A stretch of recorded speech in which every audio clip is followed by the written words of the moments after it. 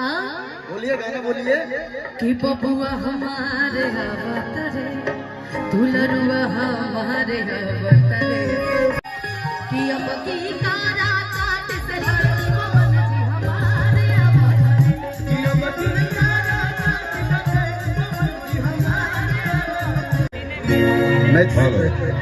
सबके तरफ से भैया अब मंच पे खड़े हैं। एक बार यकीन करी